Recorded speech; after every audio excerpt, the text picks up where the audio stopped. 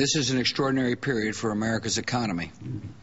Over the past few weeks, many Americans have felt anxiety about their finances and their future. I understand their worry and their frustration. We've seen triple-digit swings in the stock market. Major financial institutions have teetered on the edge of collapse, and some have failed. As uncertainty has grown, many banks have restricted lending. Credit markets have frozen, and families and businesses have found it harder to borrow money.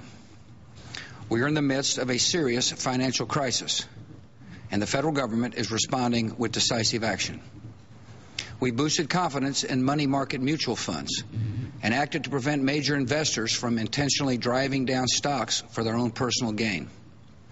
Most importantly, my administration is working with Congress to address the root cause behind much of the instability in our markets. Financial assets related to home mortgages have lost value during the housing decline, and the banks holding these assets have restricted credit. As a result, our entire economy is in danger. So I propose that the federal government reduce the risk posed by these troubled assets and supply urgently needed money so banks and other financial institutions can avoid collapse and resume lending. This rescue effort is not aimed at preserving any individual company or industry. It is aimed at preserving America's overall economy. It will help American consumers and businesses get credit to meet their daily needs and create jobs. And it will help send a signal to markets around the world that America's financial system is back on track. I know many Americans have questions tonight. How did we reach this point in our economy? How will the solution I propose work? And what does this mean for your financial future? These are good questions, and they deserve clear answers. First, how did our economy reach this point?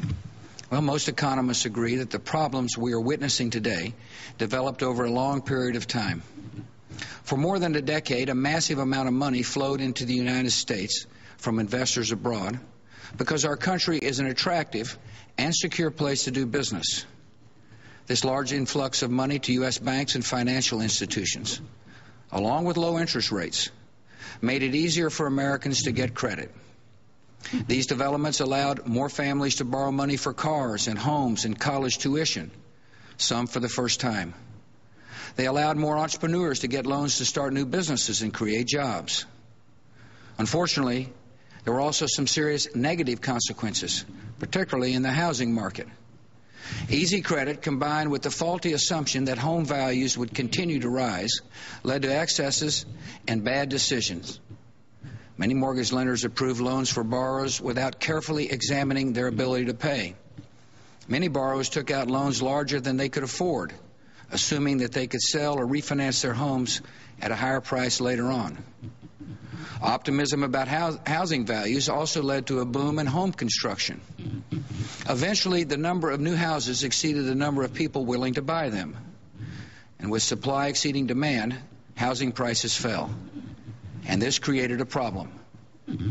Borrowers with adjustable rate mortgages who had been planning to sell or refinance their homes at a higher price were stuck with homes worth less than expected, along with mortgage payments they could not afford.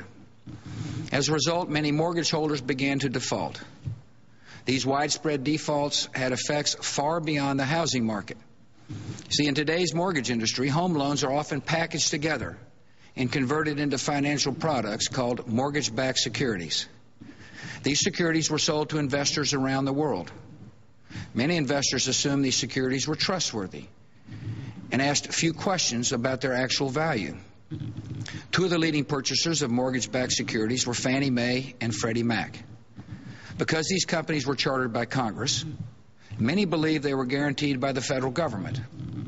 This allowed them to borrow enormous sums of money, fuel the market for questionable investments, and put our financial system at risk. The decline in the housing market set off a domino effect across our economy. When home values declined, borrowers defaulted on their mortgages, and investors holding mortgage-backed securities began to incur serious losses. Before long, these securities became so unreliable that they were not being bought or sold. Investment banks such as Bear Stearns and Lehman Brothers found themselves saddled with large amounts of assets they could not sell. They ran out of money needed to meet their immediate obligations, and they faced imminent collapse. Other banks found themselves in severe financial trouble. These banks began holding on to their money, and lending dried up, and the gears of the American financial system began grinding to a halt. With the situation becoming more precarious by the day, I faced a choice: to step in with dramatic government action, or to stand back and allow the irresponsible actions of some to undermine the financial security of all. I'm a strong believer in free enterprise, so my natural instinct is to oppose government intervention. I believe companies that make bad decisions should be allowed to go out of business. Under normal circumstances, I would have followed this course. But these are not normal circumstances. The market is not functioning properly. There has been a widespread loss of confidence, and major sectors of America's financial system are at risk of shutting down. The government's top economic experts warn that without immediate action by Congress, America could slip into a financial panic, and a distressing scenario would unfold. More banks could fail, including some in your community. The stock market would drop even more.